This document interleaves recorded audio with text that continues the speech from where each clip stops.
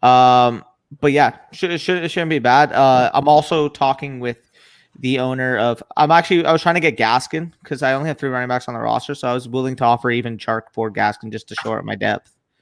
Sure, dude. I'm really a big fan of Gaskin, man. Honestly. Yeah, no, I have him RB21 this week. I have him RB22, I believe. So we're kind of right on cue there. Yeah. I'm gonna probably get roasted in the chat for the trade that I made. I'm already prepared for it. Talking about rankings too. So basically, I'm gonna wait until like anything else gets like fixed up for tonight, so I can kind of compare it to ECR. So I'm gonna probably record it tomorrow morning, but it'll get out for about like noon or 1 or so. So it'll be good anyways, regardless. We're live right now. Yeah, Nick, respect you, Nick. Answered a couple of your questions on Twitter DM, so recognize the name. Appreciate having you in the stream right now. Is he a Bucks fan? I feel like he's a Bucks fan for some reason. I can't remember, but he's got the Calvin Ridley on Twitter that follows me is a Bucks fan named Nick, and I can't remember if that's him or not. I know. He's got the Calvin Ridley. Speaking of Calvin Ridley, he might not even play this week. Calvin Ridley? Whoops, went the wrong way. I said the ankle. Any word on Chris Carson? Says Scott Sebastian. What I'm hearing now is he could play. Now, if you have him, it's unlikely to me based on what I've seen. But I mean, Carroll's been saying like he can, but at the same time, whenever it's like he can or he might, I wouldn't rely on that player in the lineup regardless. If he does get ruled in, it totally depends on what other options that you have. Like if you have if you have like a Myles Gaskin, I would play him over Carson because of the uncertainty like around his injury. But I mean, that's just something you got to wait until Sunday morning for, see what kind of happens, see what kind of transpires before you ultimately make that decision. Because man, that Gator roll was not fun to watch. And I'm a Cowboys fan, and I don't like seeing my guy fucking do that to him. Like that was just disgusting to see. But yeah, so we got Tyler. What's up, gentlemen? What's up, Tyler? Still got the Cam AVI rocking. We got Tyler wants to give us. We didn't do that thing that he suggested last week, where we both pick a receiver who's below like 4,500 on DraftKings, and whoever has the most points or whatever. If Tyler wants to give us the details for that, we might do this live here. Give us the details. Let me know. We're talking about Tyler. We're actually talking about the Guelph Storm on Twitter. We're talking about the Guelph Storm. We're talking about Nick Suzuki because obviously I go to school in Guelph and he's from Guelph. So it's just on that note, it's Miller time. Dude, I have a beer right now. I was at the LCBO. So I picked up some food. I was at the LCBO, but I forgot my freaking wallet. So I couldn't even buy some beer for tonight's game. So bad. You got to be stocked up. I got a 2-4 Miller in my fridge in my garage. Dude, we polished off fucking like 48 the last 2 weeks. It's fucking wild. Oh, but, by the way, for anyone that's in here, my rankings are live on the site. If you guys go to the fantasystockexchange.com, I believe I set the homepage so that my rankings are the homepage now instead of the draft guide related stuff. Yeah. So you don't even have to like click anything; it'll just bring you right to them. Yeah. So like my rankings are up now. Again, I'm gonna do more touches before obviously. If you guys probably don't know yet because I've been doing the Thrive Fantasy videos every Friday, but we actually like made a little suggestion or got suggested by one of your viewers. Our viewers also just decided it before. I'm not gonna lie; those were a pain to record. They weren't really like fun. They weren't for you guys, so we just decided that. So Bush is gonna actually have the start shit show you, which I say start shit every time. I do too. I say it all the time. Which you guys obviously have been enjoying. I mean, I think that's cracked 1K views the last month, so appreciate that. It's cracked 1K. And basically, we're gonna be doing that, and I'm also doing a type of rankings type series. So every Friday, I'm going to be coming up with my rankings versus the ECR and just talking about guys I'm higher on, the guys I'm lower on, kind of compare the rankings. And I'll put graphics up on the screen so you can actually see my rankings before even having to go onto the site to see them. So I'll probably show top 20 each position, talk about guys I'm higher and lower on. But yeah, it should be a really engaging series. One other thing too, we did set up a Patreon, patreon.com/the Fantasy Stock Exchange. Of course, Crocomon is our first Patreon. Wouldn't expect anything else, but there's 2 tiers there if you guys want to go check those out. Yeah. One's just a general support tier, and then once we have someone actually sign up for the higher tier, we'll give more details on that. It's basically you'll get like a full like personalized experience. You'll get like kind of suggestion powers and all that kind of stuff, and a private group chat with me and Danny. For sure. I'm actually gonna link the Patreon in the chat right now if I can help it right now. I'm just gonna copy and paste this. Let me know if you guys can see this in the chat. Sorry about that. And again, as usual, it's no paywall season. We're not charging for anything. It's just if you feel inclined, you feel like we give you guys some value for free. If you want to donate, I know super chats on YouTube or whatever, they're like YouTube takes like 30% of those. So this is just a more effective way of doing that if you're so inclined. Pretty much. Yeah, go to. We got a couple questions now. Have Flex hide. So that's your other option. So basically, you're talking about Chris Carson. If he does play, I would start him over Hyde. But if he doesn't play, I do think Hyde could have a decent role. I think Hyde's like a top 32 running back this week. If Carson's not playing, I think he's set to get like 15 carries or so. And in the offense that he's in, he has a chance to score some touchdowns too. For sure, especially against Miami as well. Yeah. So Woods and Fuller for Adams. I'm gonna try to do that. If you can get Adams for Woods and Fuller, go ahead and do that. I'm gonna say this now. I've said this before the season started, preseason. Adams is the wide receiver 1 this year. With the way Rodgers is playing, the target share he has in the offense. Just keep in mind, 17 targets the last time he was fully healthy. He's like Michael Thomas, except he doesn't just run slants. And he actually scores. He scores touchdowns, man. Like I've always been a huge Devontae Adams fan. So if you can get him, go ahead and do it, because he's actually going to be a 20 to 25 point per game scorer, especially in PPR format. So I love Devontae Adams. Who you guys starting at flex spot? Jerry Judy, no half point PPR. Thanks, guys. That one's close. Now with Brian, it's hard to tell with Rippon as quarterback. We really don't know what his tendencies are and stuff like that. But I'm going to go. I'd go Fant because of Brian Poole. Yeah, that's what I was thinking as well. I don't know, man, because Judy just looks better and better every week. That's the reason I'm kind of just like, man, I think they're both pretty similar plays. I think I would go Fant as well, just because he's he's just the veteran. It's just better to, when in doubt, go with the veteran play. Not the veteran, but more experience, acclimated to the NFL. And Fant got 10 targets last week. I know it's kind of it's a different quarterback right now, but he's clearly getting great volume for a tight end. And I'm actually kind of looking really wrong about him and Hawkinson right now, because if you guys watched the channel before the season, I was a staunch advocate that both of those guys would break out next year, not this year. Yeah, no, I did not expect the tight ends to break out this year. We actually, speaking of that, that's rare. Tight ends aren't supposed to break out in their second year. Talking about the tight ends, we actually we had a trade involving TJ Hawkinson, in fact, in our redraft league. So I mean, I took the Chris Herndon bait this year. Adam Gase happened. We all know what happened there. So I still think Chris Herndon's not going to be I think he's going to be valuable at some point this year. Maybe it's once Gase is fired. Yeah, no, I fully agree. I feel like, honestly, this I don't even know who else we can really compare to a Darren Waller. I was going to say a guy like Logan Thomas has had the opportunity. He just hasn't played well, and Haskins has looked terrible. Man, if Logan Thomas could actually get some cashable targets from Dwayne Haskins, he has the opportunity to be able to be a top 5 to 8 tight end. If Haskins plays bad again, he's going to get benched. Yeah, fully. Oh, I want to see what happens between Alex Smith. I want to see if Alex Smith gets in the game. Yeah. So wait, okay, so we answered that. What's your projections for Jamison Crowder tonight? Probably 11 catches for 45 yards. Yeah, probably. He's a PPR guy. He's gonna catch the ball, but he's probably not gonna do that much with it. I know he had a 68-yard touchdown or something the first week, but I don't anticipate that happening very often. I do think he's like a flex option going forward. As long as he's healthy, as long as Adam Gase is the coach. Adam Gase does one thing and one thing well. It's he features slot receivers very inefficiently to do so in an offense, but that's just what he does. He loves it. Talking about him though, yeah, I fully agree on that part. Tyler's I find golf is terrible for carding anyways, probably could get away with it. Oh no, I didn't forget my actual ID. I'm 20 years old, by the way, but I didn't forget my actual ID. I forgot my legit bank card and any type of payment method. So I mean, it could be a little harder to get all the beer for free, but yeah.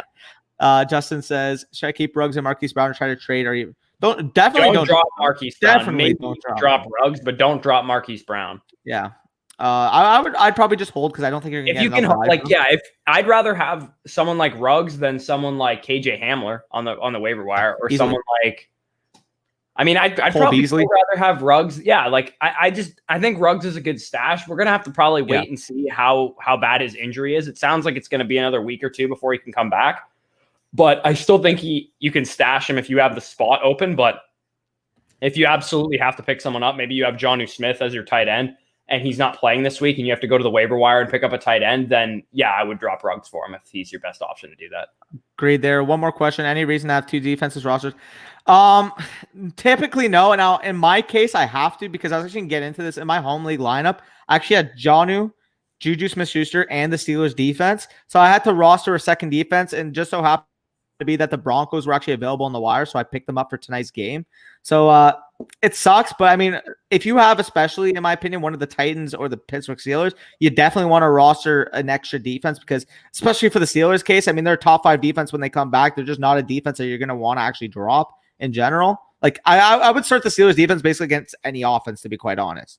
Because, I mean, it's more of a burden on the offense going against the Steelers defense than the Steelers defense actually going up against any type of offense. But anyways, I know you don't have any of those options. I'm talking about Tampa and Indy here. Why should I? Tampa's an awesome fantasy defense. Why? Because they're going to be a good offense. So they're going to score a lot, which means teams are going to be playing from behind against Tampa. They blitz like fucking crazy. So they're going to get a lot of sacks. They finally have some guys who can catch interceptions on the back end with Winfield and Bunting and those guys. I think Tampa, of those 2 defenses, like you call me homer all you want, I think they're the better option. I know Indianapolis' defense is playing well also, but Indianapolis plays like a cover 3 style scheme that is not really conducive to sacks and turnovers. Like that's what you want out of a fantasy defense, which is what Tampa does. Speaking of Indy, I know like I would still go with Tampa as well, but speaking of Indy, a guy who's had a huge resurgence this year, who's actually being graded really high, Xavier Rhodes. Yeah, I know. What happened? I mean, he also played against Sam Darnold last week, so I don't really want to like. Even the week before, didn't have everyone knew to play the Colts defense last week. That the Colts defense played good, but they also played the Jets last week, so yeah, we can settle down a little bit on that. Agreed. Con says, "Sup, boys? Sup, Con? Nice seeing ya. Crocomon. Yep, first patron here. I have to shout out the boy Crocomon. Love ya." And anybody who is interested in checking out the Patreon, I just have it linked on the screen. So it's further up in the chat. If you guys don't see it like lower, it'll be further up. But just appreciate every one of you guys for actually tuning into these live streams. Ahmed, so what defense should I pick up this week since I had the Steelers starting? Bucks, Rams, Bears, Packers. 100% against a rookie quarterback. Bucks. Yeah, I agree. Again, I would probably rank Todd Bowles loves rookie quarterbacks. He's gonna feast on that kid. My second option, in my opinion, would be the Rams there against the Giants because, I mean, although Daniel Jones is not a rookie quarterback, he's been playing like one. So those are like all those options that you have listed there are not bad options, but the Bucs is the one I would go with. I would definitely rank the Packers as the lowest one because they're still facing a really like high-powered Atlanta offense, in my opinion. Yeah. So, there's your answers. Yes, conceded and it loads up. Okay, perfect. I have empty as my wide receivers and McKinnon as my flex. Start Crowder over any one of them. I would keep your lineup as is, to be quite honest. Yeah, I would as well. I think. I mean, McKinnon got ruled to play. He's healthy. He's practicing all that stuff. Kyle Shannon said he's good to go for Sunday. That was the official word for today. Yeah, I would leave it the way you got it then. And if he's playing, I mean, he's going to get a really good touch baseline. Again, the rib injury did kind of concern me because he only received one of his 17 touches in the fourth quarter, which kind of dispels the rumor that it was a timeshare because people want to say, oh, well, McKinnon got 17 touches. Jeff Wilson got 16. This is a timeshare. Like, no, McKinnon got 16 of his touches in the first 3 quarters and then ultimately didn't play in the fourth. So that was kind of what happened. People are going to skew the numbers to fit their proper narrative, but that's just how it goes. Dalton Schultz or Hayden Hurst. I'm going Hayden Hurst there pretty easily personally. I don't know about easily because I still like Schultz against Cleveland, and they've ultimately gotten decimated by tight ends like all year so far. But I mean, I just can't go against Hayden Hurst at this point. Yeah, as a Cowboys fan, out again, you got to go with Hayden Hurst. I know Dalton Schultz got a lot of targets last week, but if you told me 9 out of 10 times who's going to get more targets, Hayden Hurst with only Calvin Ridley to compete with in a very pass-heavy offense, or Ridley might not even play. Got 3 other receivers to compete with, also in a pass-heavy offense. And Ridley might not even play. He actually has an ankle injury. Really? Okay. Yeah. Well, and I don't know what the case is with Gage or whatever either, but like Hurst has to perform. Like if he doesn't perform in this game, then I'm going to be really worried. But I do think he's definitely the better option over Schultz, which I still like Schultz this week, but Hurst is in my top 10 and Schultz is in my like top 16. Yeah, and I mean, and when it comes, yeah, same. I have Schultz, I believe, 13 or 14 right now, and Hurst is at like 11. So it's picking and choosing right here. But Schultz at like 15 and Hurst at 10, I think. When it comes to Hurst, it's kind of weird because like he had the first touchdown of the game. He had the one catch, 1 yard, one touchdown performance on only 3 targets. People are gonna say, "Oh, well, stat line.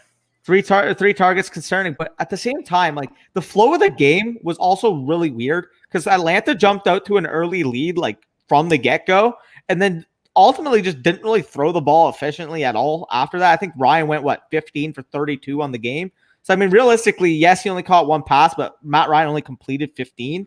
So I mean, I don't know, and obviously Calvin really caught 5 or 6 of those as well. So yeah, I mean, sure. Don't get me wrong, I'm not making excuses for Hurst, but at the same time, it was a wonky game in general. So I wouldn't necessarily just pinpoint this game and say, oh well, that's what you got to expect for the rest of the season, because I do think Hurst can bounce back, especially given the fact that the whole Atlanta receiving corps has been decimated, and Hayden Hurst is still a really good athletic tight end option in my opinion. Like if he can start garnering the targets, I really definitely think he can be an efficient option, especially kind of what we saw with Austin Hooper last year. Now I don't think he's going to get. I think the primary work of Hayden Hurst is going to be like Austin Hooper wasn't a target hog. He was efficient with his targets, and he got targeted in the red zone, which is why he was so good for fantasy. I think Hayden Hurst can definitely take over that role, and I think he already kind of has. It's just for whatever reason he just isn't getting like. He should be getting 5, 6, 7 targets a game, and he hasn't been thus far.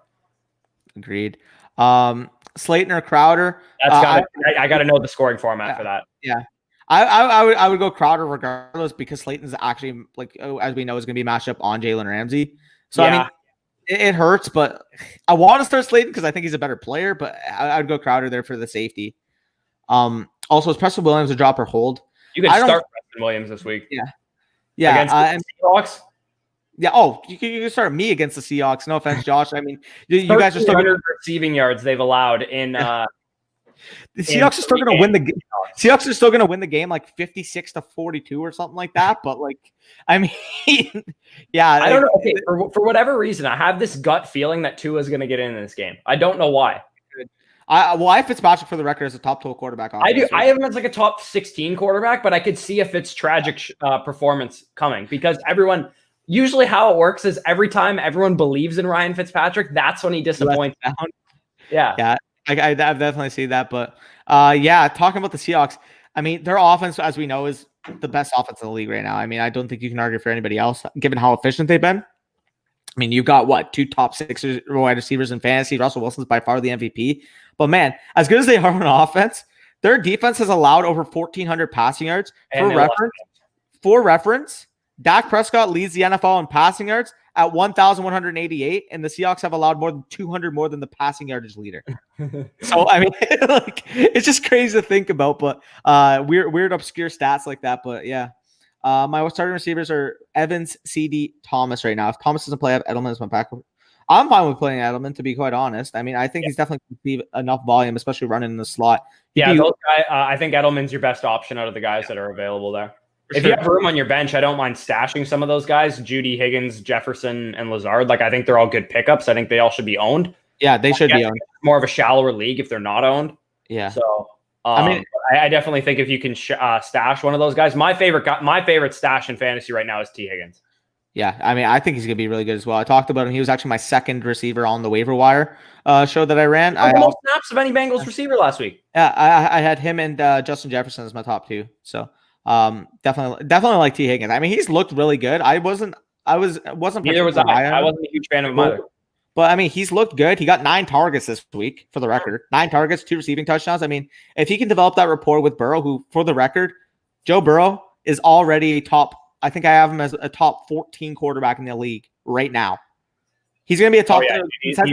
He looks every bit like Joe Burrow from LSU. Yeah. Like, obviously, the game hasn't slowed down for him yet, but once it does, it's going to be pretty impressive. Yeah, I mean, this might sound bold. I wouldn't be shocked by the end of the year we're talking about a top 6 to 8 type quarterback in the league.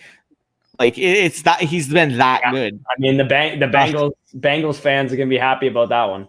Man, I'm still of the belief that the Bucs are going to send a 2nd-round pick for Sam Darnold. So I don't think you'll get him for that. We'll just get the whole 2018 draft class on the Bucs roster. We'll just throw Rosen on the practice squad and Darnold as our 2nd quarterback. Man, for real. Joe Mama, I love your name. Well, how do you think Miller and Graham are going to do with Foles? And I think those 2 are steals this week for waiver wire pickups. Graham, yes, he looked really good. Thing with Graham is he always kind of has this performance every now and then. And then in terms of week to week consistency, he's very volatile. I mean, we've seen this from the past. I mean, he played like this for the Seahawks when he was seems like a trap to me, on the Packers. Like, I've already heard the narrative. Nick Foles loves his tight ends. He had Ertz and Goddard in Philadelphia. It's like, yeah, because Ertz and Goddard are so good, not because Graham. Like, I think Miller is the guy that Foles helps most out of anyone on this offense, because Miller, I made this argument back in the offseason. Yeah, like Foles' numbers Nelson Aguilar's numbers with and without Foles in Philadelphia are just completely night and day different. I think Foles loves his slot receiver, and I think Miller is going to be the primary beneficiary of Foles taking over. Yeah.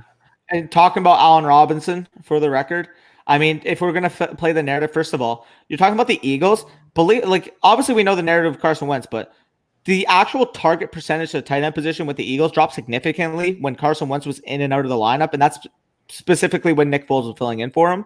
And we saw the actual target percentages to Alshon Jeffrey, a.k.a. what Allen Robinson would be in this offense, and Nelson Aguilar, what Anthony Miller would be in this offense. They rose significantly, and they had way more efficient targets overall. I mean, for the record, Allen Robinson, with Nick Foles under center, if he keeps playing the way he played this past week, he's going to be a top 6 to 8 receiver for the rest of the season.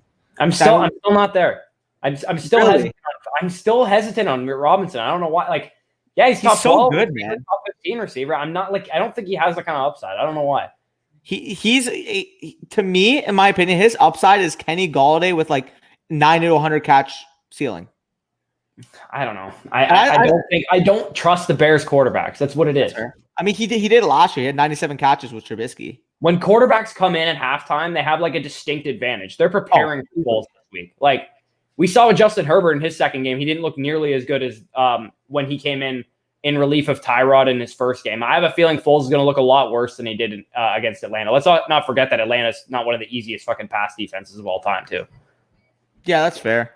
So Stan says half PPR Hawkinson versus New Orleans or Higbee versus the Giants. Higbee. To me, you fire up Higbee there. I don't think it's a hit Higbee ever, to be honest. Yeah, Higbee, for the record, it's actually surprising because the main arguments against Higbee are like, if they revert back to 11 personnel, Higbee's not going to have nearly the role that he had last year. The Rams are currently the second highest 11 personnel team in the league right now, oddly enough, behind my Dallas Cowboys at 78%. Can I take a victory lap? Go ahead. Because I said this. Remember when I was like, they're not just not going to use Cooper Kupp in the slot because that's their best receiver. Yeah. Like, sorry, I had to do it because people were like, 12 personnel, they're going to take Cooper Kupp off the field. I'm like, no, they're not.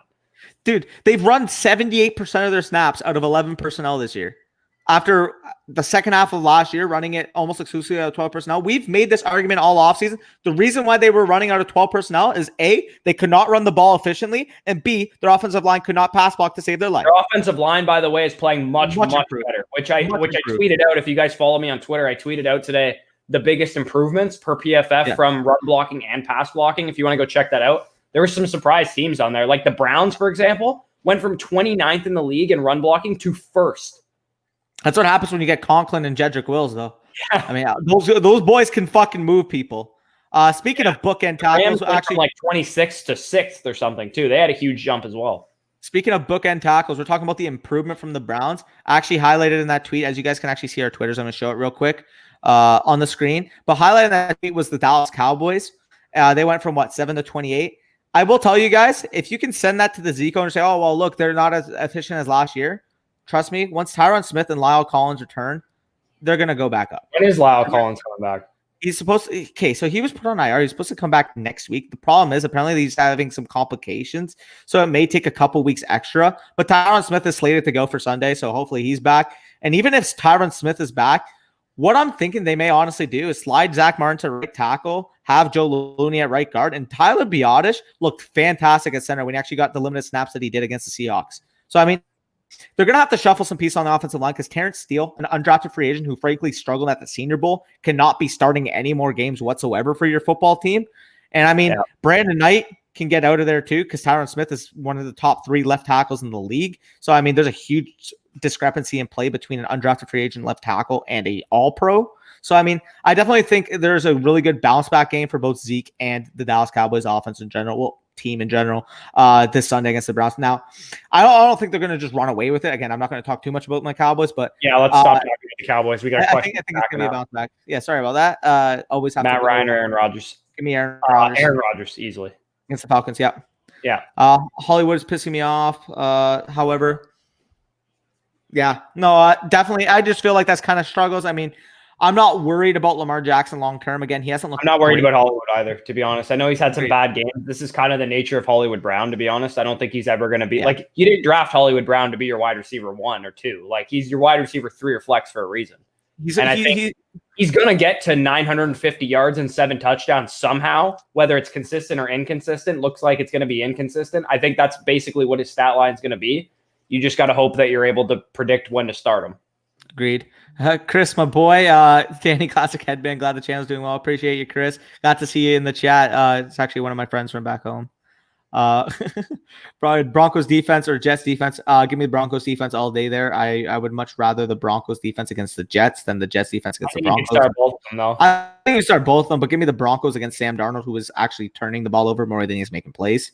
So you guys are great. Appreciate that, Kevin. Nice to see another familiar name in the chat. Drop or hold Benny Snell. It depends what your other options are. I pretty much drop them for a lot of options on the waiver wire, but again, we don't know. I don't necessarily know how deep your benches are. Like, for instance, one of my leagues, I would probably drop him regardless. I don't think he has any value. Fair. Alan Lazard out indefinitely. Wow. I didn't even hear that news. Yeah, I just saw that. He had core muscle surgery, apparently. The thing with MVS is every time he has expectations, he doesn't perform. I think this is going to end up just being another Devontae Adams, like 15 for 180 touchdown type game. Like, unfortunately for my Aaron Jones trade that I just made, if you guys can put your response to this in the chat. We were talking about this before we went live. So in my home league, I'm 3-0 right now, and I traded Aaron Jones for Joe Mixon and AJ Brown. For those of you who watched the channel before the season, you know how high I was on AJ Brown. I think Joe Mixon's going to bounce back based on his efficiency metrics and all the stuff that you can read up about Joe Mixon, the amount of routes he's running, the amount of carries he's getting. He's just not playing well, and I think he's going to bounce back. Obviously, Aaron Jones is looking like a top 5 fantasy running back, so this could be a colossal idiot move by me by trading Aaron Jones. But I think if both of those guys are able to be top 12 at their position, which I think they're both capable of doing, I think I win that trade. But you guys can leave your thoughts in the comments about whether or not you do that. I got an earful on Twitter from people. I was like, just call me an idiot if you think I'm an idiot.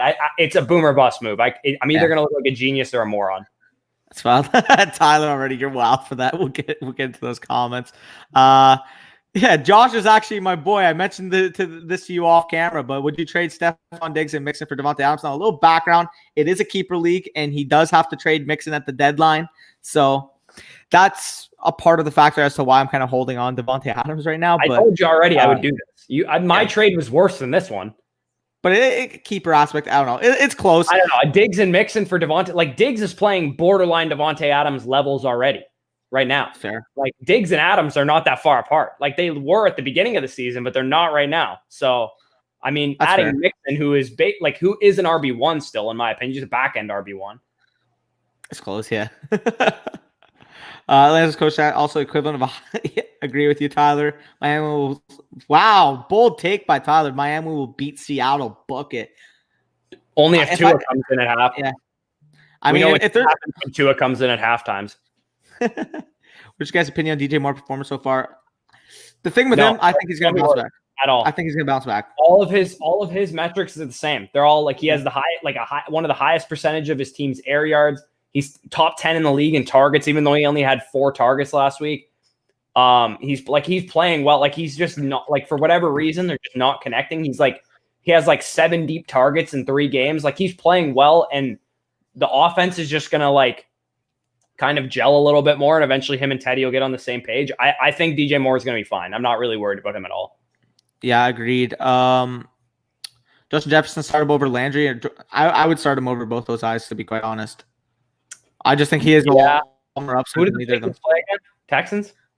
The Vikings, yeah. I think I would play Justin Jefferson over those guys. Yep. I have a feeling Justin Jefferson's going to be a bit of a chasing points type of play this week. I think everyone's going to be looking for last week's performance from him. But those 2 guys that you mentioned, Landry's playing like shit and not getting any targets. Golden Tate's like whatever. I mean, he might get some targets this week in a decent matchup for Daniel Jones and the Giants passing offense. But yeah, give me Justin Jefferson over those 2 guys. Speaking of Justin Jefferson, as I was talking about in the Monday night live stream. He almost absolutely single-handedly made me lose my week. Well, him and James Robinson almost made me lose my last week. I would have been 0-3 on a team where I'm second in points scored in that league.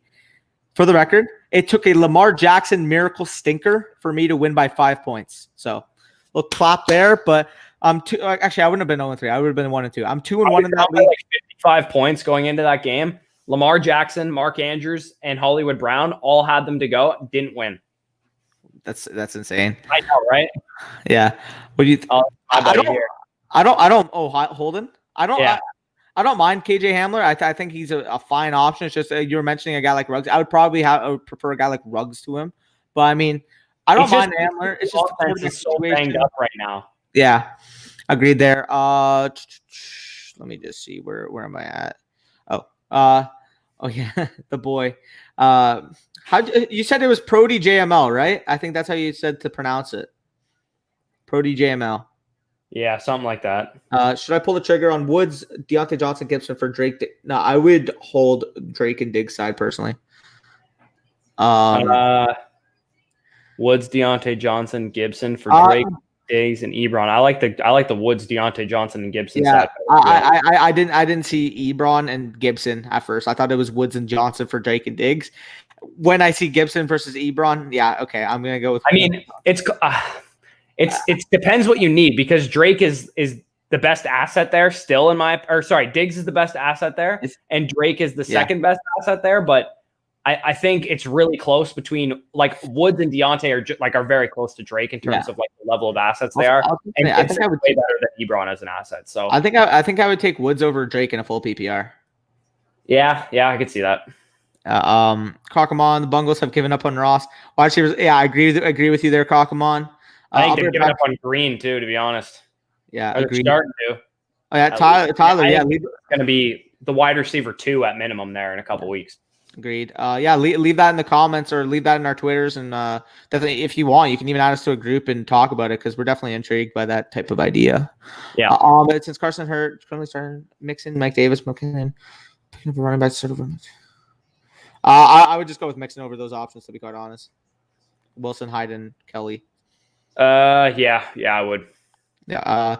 Should I drop Duke Johnson for Jeff Wilson? Absolutely, in my opinion. Especially Duke Johnson probably shouldn't have even been on your roster to begin with, to be honest. Especially with most certain Coleman out. Again, although McKinnon is playing, I mean, Wilson should still see a 10 to 12 touch type of baseline. I do think McKinnon's going to be a lead back and get about 18 touches. But, I mean, Wilson should definitely be owned over a guy like Duke Johnson personally. So, we'll go with that. Ellen started out for the game. Who's the wide receiver one? Yes, I guess, but to be honest, I think it's Aaron Jones. I mean, Devontae Adams is playing. Is he? Yeah. I thought it was a joke for a second. He was questionable, but I didn't think he's actually playing. He's expected to play apparently, according to the either way, the wide receiver 2 there is Aaron Jones. Yeah, I mean, Devontae Adams on half a hamstring over any other option that they have in the receiver. I already regret this trade. Not regret it because I know it's kind of a long-term play, but I know Aaron Jones is going to have a good week this week. I'm already aware of that. The Atlanta Falcons can't stop jack shit. Like Aaron Jones might have a 40-point week this week, and I might look like a fucking idiot. But I know it's more of a long-term play. It's more so to get more high-end talent on my roster, and it's like there's a lot of flexes in this league, so it's important to have depth. Yeah, I see that. I think guys have. Yeah, no problem. Anytime. Leave those start sits, and we will get to that for you for sure, Stan. So we're just going to show the trade one more time. Left that in the comments for y'all. And Ridley, McLaurin, Edelman, Jones, Shark, pick 3 standard. I would go with Ridley, McLaurin, and Edelman. Yeah, I'm still waiting to see what the status is on Chark because I do have him in a couple leagues. Same. I mean, it says he's questionable. It says like he had a chance to play last week, but he's more on track to play this week because it was like a 10 days off because they played Thursday night last week. I mean, I think he's gonna play, but I'm really not sure. We're gonna have to hear more about Chark. I think once he plays, he's a good buy low right now. If you need like a wide receiver 2 or whatever, I think Chark is like. I'm not panicking. I own him in a lot of leagues. And I'm not really panicking, but someone who doesn't really wasn't really high on him coming into the season might be. Yeah, someone might just see, wide receiver 61. Okay, I gotta get him off my team. Yeah, like people are like that, especially in casual leagues. Oh yeah. You're wild. Tyler says you're wild. I know. I'm wild. Should I pull the trigger on Woods? Okay, you commented that. Rojo, rest of the season. Okay, let me talk about this real quick because Leonard Fournette hurt his ankle. And this is a big deal for Leonard Fournette.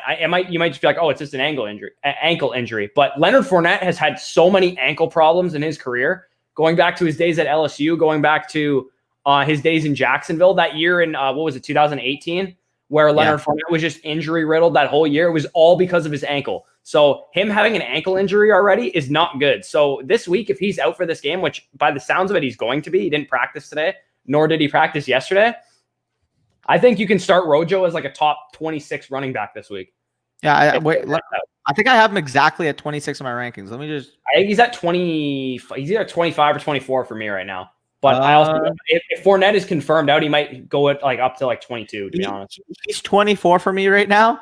He's sandwiched between Todd Gurley and Antonio Gibson right now for me. You have Gibson that high? I have Gibson at 25.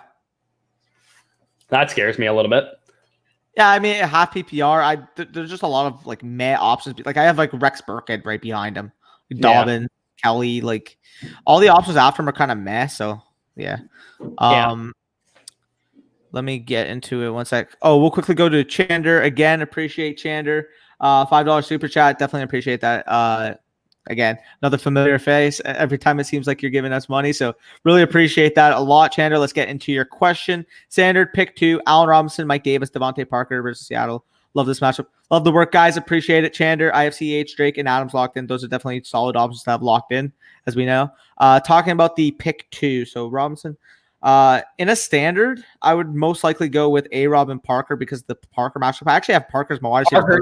Parker's going to be really good this week. So I would go with him and in a standard, it would change things if it was like a PPR because Davis is just getting targets out the wazoo. Obviously, those receivers get a bump in PPR as well, but because Davis is a running back, it really kind of hurts him that it's it really helps him that it's not PPR. But I still think I would go with Allen Robinson and Devontae Parker there. I just like the matchups of those two guys better. Talking about Parker, I think I have him as my wide receiver 12 or wide receiver 13 total on the week. Again, people are going to point to, he only had 5 catches for 69 yards last week, coming off hamstring injury. We don't know how he's going to be. For the record, if you can, try to buy low on a guy like Devontae Parker because 5 catches on 5 targets for 69 yards, despite just dealing with a hamstring injury. Again, people are going to point to that kind of low total. But Ryan Fitzpatrick only threw the ball 21 times last week. He's going to throw the ball at minimum 35 to 40 times this week. So, I mean, if you're projecting that forward, he looked efficient on his touches last week. He's going to have an overall baseline of targets this week. Devontae Parker is set to absolutely smash that matchup. Again, Miami's going to be pressed to try to put up points against a solid Seattle Seahawks offense, as we know this far. So, man, I love Devontae Parker as a player. I love the volume that you can expect from him. And that matchup is just so smashed, especially if Jamal Adams is kind of banged up going into that game. He did hurt his groin against the Cowboys. So, yeah, I would start Devontae Parker, not think twice about it personally. But, yeah, talking about the two guys, as we mentioned, A-Rob and Parker. I know I kind of just talked on for a little while. All you guys that are hearing is my voice right now. So I'll let you chime in, Bush. I pretty much am on pace with what you said. I think we're up at I'm aware most people would take the Aaron Jones side. I know it's a risk. I'm aware. Dak says I traded James Conner for Kenyon Drake. What do y'all think? Did you say honestly, Dak or Zach? Zach. I swear to God, you said Dak. I would definitely be willing to take the chance on Drake for that because I don't trust Connor long term. Now, if you need stability at the position right now, I'd probably prefer Connor. But if you're willing to take the chance and ultimately down the line, I do think that Drake for the long term for the rest of the season is probably going to have a better outlook, especially given the injury concerns that you also have attached to Connor. So I'm fine with the deal. Yeah, I definitely, I don't know, man. James Conner's playing pretty well, but yeah, as you mentioned, like the looming injury is just, it scares me with James Conner. Yeah, I agree there. Drop Evan Ingram for Jared Cook. I would keep Ingram over. Really? Ingram for Cook? Yeah. That's fair. I would probably keep Ingram because I still think that he's going to have a kind of get right game. And when he does, he's playing like shit. The offense playing like shit. It's kind of just, they've been playing against really good defenses so far in general as well. Like, I do think they're going to have a get right type game where like Daniel Jones isn't going to look like pathetic dog crap for the rest of the year. But the thing with Jared Cook that kind of scares me is like, I guess with MT coming back, it's not necessarily like going to affect him because he's more so like an efficient field stretching type tight end rather than a volume hog, which like people had huge expectations for him the week that Thomas missed and he ultimately disappointed. Why? Because people expected him to just absolutely suck up a bunch of Thomas targets when in reality that's not the type of player that Cook is. So, I mean, I would probably go Engram because I do think he's got better upside. But I mean, if you're looking for stability right now, I do think Jared Cook can ultimately provide you, especially with MT actually slated to come back. So it all depends on your makeup, but I don't mind the move. And Wentz for Goff, easily give me Goff there. I mean, he's been playing like a top 10 quarterback thus far, and Wentz has looked like literal dog crap. Man, Goff looks like he did in 2018 and 2019, or sorry, in 2017 and 2018, man. Like he looks back to what he was when they were running with Gurley in the backfield and Goff is super efficient. Yeah. For the record, there's actually a stat. It's a crazy stat. There's one quarterback in the NFL with a sub 70% pass or 70 passer rating in a clean pocket on the season, and it's Carson Wentz at 69. Nice. Not great. No. I have Mixon. I'm just frustrated. Yeah, it hurts. I mean, the thing with Mixon, again, I didn't intend to get him in one of my drafts, but he fell to me at the 211, so that's why I had to take him. It's like the thing with him is he's had the opportunity. It's just A, his offensive line has not played well, to say the least. B, he has not played well as a running back. And C, I mean, he's played some pretty good overall run defending defenses thus far. So, I mean, it's tough to gauge because he's going to have a get-right game. He's probably going to end up having a few game stretch where he ends up being a top 5 or top 6 running back in that stretch and ultimately providing his value again at that 8 to 12 type range.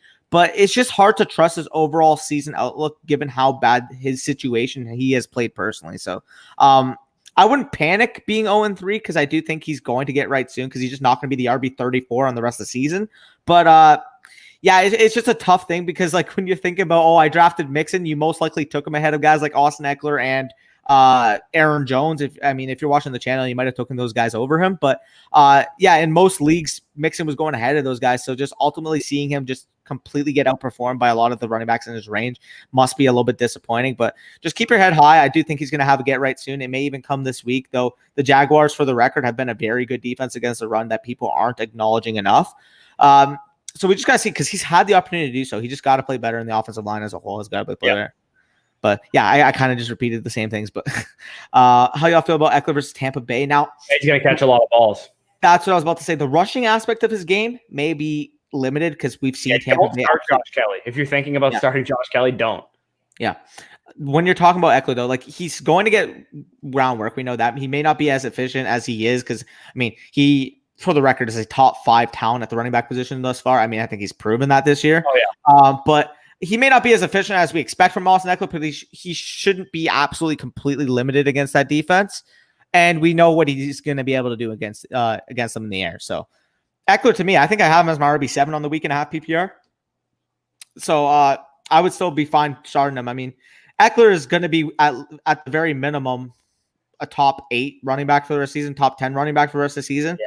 And I just want to say, if you're watching FSC from the beginning, you know that we can definitely take a victory lap on that because Eckler has looked like a bona fide stud as we predicted. So yeah, we love our boy Austin Eckler, but yeah. Now, Flex, all right, I think these are all separate questions. So I'm going to go with Hunt by a landslide in the first one. Hunt might not play, so keep that in mind. Hunt might get ruled out, so keep that in mind. But yeah, pretty easily Kenny Golladay in the second one. Yeah, him. Yeah, I would start him. Then the next would kind of be a toss up between like Hunt and Gaskin for me. But again, I think it would be Gaskin if we have the health concerns with Hunt. Yeah. Agreed. And then in the last one, I think if Fournette doesn't play, it's Rojo. Is that Robbie Anderson? I'm assuming. I think that's Robbie Anderson. Yeah. So the Carolina Panthers play. They play Cardinals. Yeah, Cardinals. Yeah. All right. So if Leonard Fournette doesn't play, then play Rojo there. And if Leonard Fournette does play, I would play Robbie Anderson. Yeah, I agree there. Tyler says, remember, this is coming from I could see it. Hill's either going to have 3 touchdowns and 200 yards or he's going to have like 3 catches for 47 yards. There's like no in between for this week. I mean, you're a Patriots fan. Doesn't Bill always take away your best option?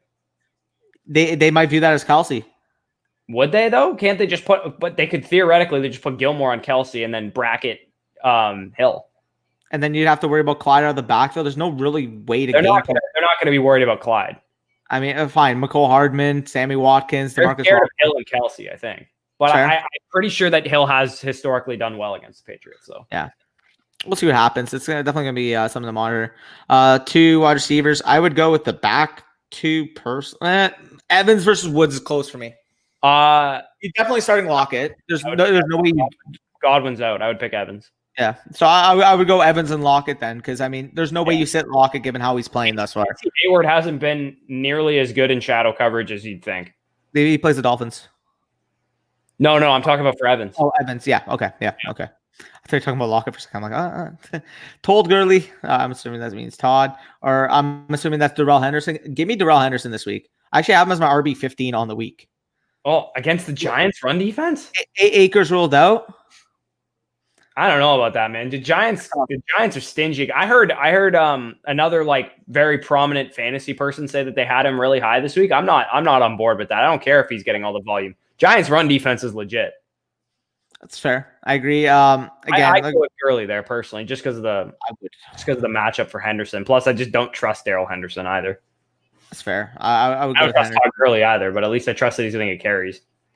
Agreed. Well, I don't agree with it. I would go Henderson, but I agree that it's a tough matchup either way. 1 RB. Okay. Yep. Okay. I'm holding my run. Okay. Do you want me to? I'll DM them to you, Tyler. Yeah. I already know who my receiver's going to be though. Yeah. I gotta check it too for the record. You know what? After we go through a couple more questions, I might just share the screen and we can look at the DK and do it live.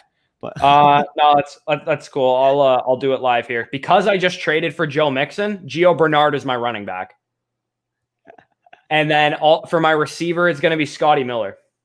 Wow, that's bold. I like that. Here, let's look at it real quick. DraftKings. Just click the next question. I'll go. My bad. Sorry about that. All right. So trade Tyler Boyd for Devontae Parker full PPR. In full PPR, I'd probably keep Boyd, but I really like Parker. If you can buy him for lower than Boyd, I would definitely go for Parker. Just I wouldn't give up Boyd for him at this point, given the type of rapport we've seen in the full PPR with. Kind of a lateral move right now, to be honest. I do think.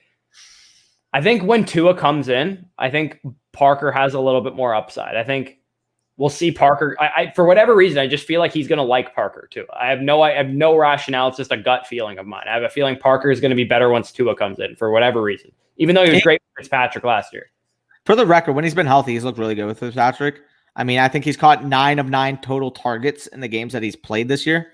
It's just, again, the volume hasn't particularly been there. Again, last game, they were kind of out to an early lead in the game before. He had four catches on 4 targets in basically only the first half. So Parker is one of my favorite buy lows. If people are undervaluing him, go pick him up because he's played fantastic this year, and he's definitely the alpha wide receiver in that offense. So definitely go see his value. Thanks. No problem, Chander. Appreciate the super chat again. And just leave any comments that you have, and we'll feel free to answer them anytime.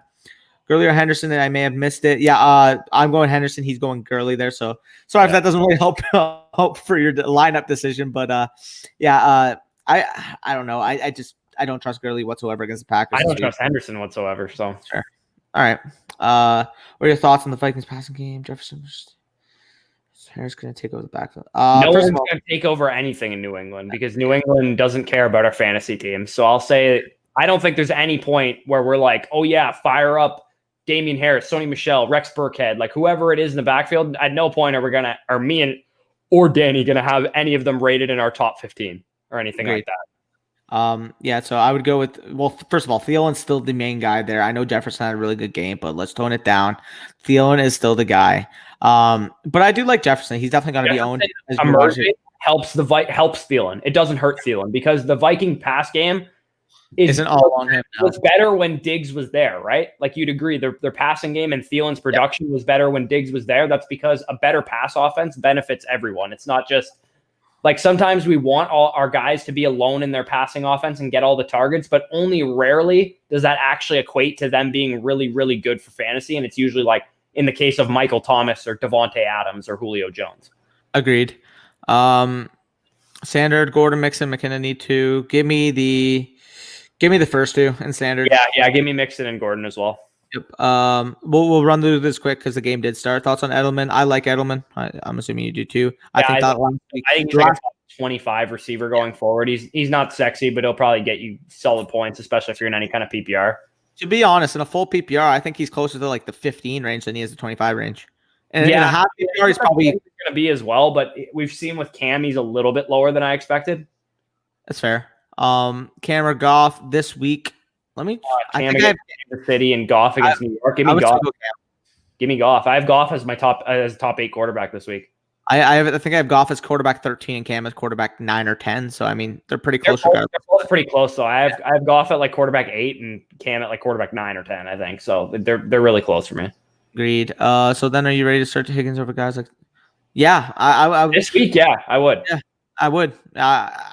To be quite honest, Landry, Tate, Beasley probably aren't. Those guys don't have floors either. Yeah. Like yes, Higgins has no floor, and he kind of does because his quarterback is leading the league in pass attempts. So agree.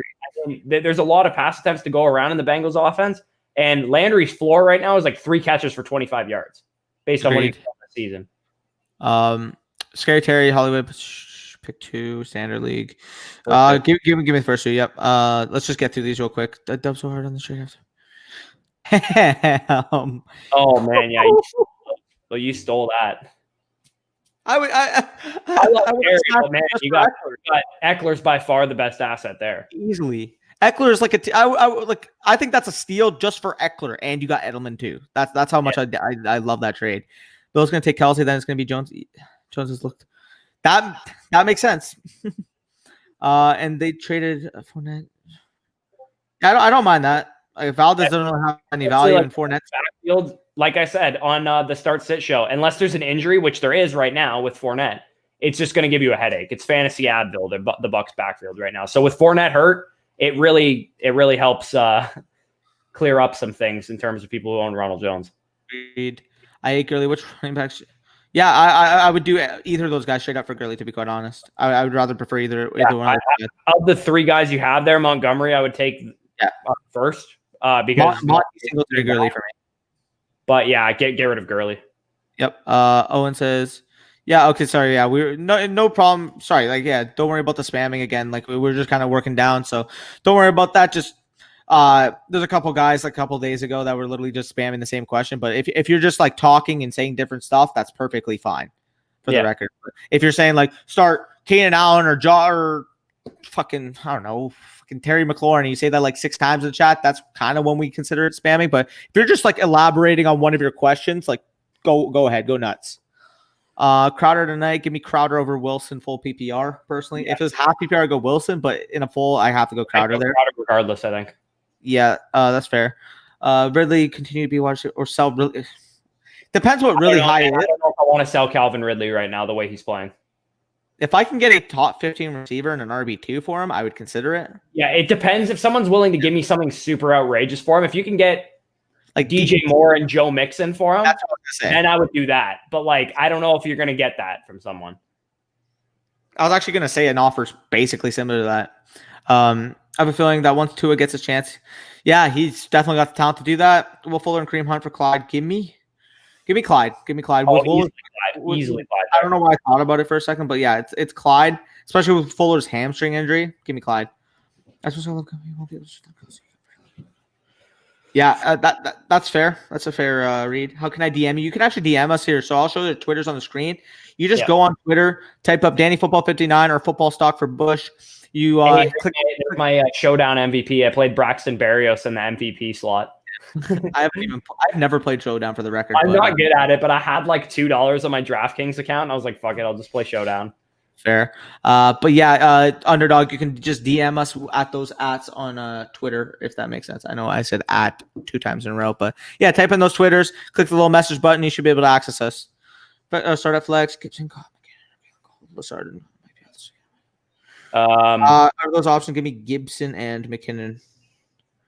Yeah, I think it's just one. Oh, it's just one. Okay, give me McKinnon. Yeah, give me McKinnon as well. Tyler, thoughts on Fitz versus Breeze this week? Oh, Bush. Okay, so I got Fitz. Where do you got? Yeah, give me Fitz as well. I don't really like the matchup for Breeze. Who do they play again? I can't remember why I didn't like it. Lions. The Lions, right. The Lions have actually been much better against quarterbacks and receivers this year than they have been in the past, and they're a lot more vulnerable to the run. So I think this is more likely an Alvin Kamara, Latavius Murray game, which, I mean, that's the only way the Saints can win because Breeze sucks. For the record, Alvin Kamara is literally not even the top-rated running back on FanDuel for this week. So, he's going to be owned in 100% of lineups.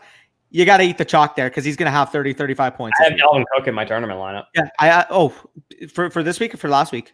For this week. For this week, I have him as well against Houston. He's my RB2 on the week. I have him right there. RB1 on the week. Over Kamara? Yeah. Fair. I have Aaron Jones over him too. I too. I have what's it called? I had Dalvin Cook in my tournament lineup last week. Scored 180 points and literally was 15 points off of cashing $6,500. Still ended up profiting, I think, 100. But man, my team snapped. The only one that kind of like let me down was like Terry McLaurin. But whatever. All right, it was these last ones here. Just trade Carson. I love McLaurin, but give me Carson and Watson there. You mean you love Carson, but give you McLaurin and Watson? Wait, am I tripping out? Yeah, you are. Okay, yeah, Carson and Watson, yeah, for sure. Yeah. Which one actually? I was like, what the hell are you talking about? Drake Jacobs, Mostert, Gaskin,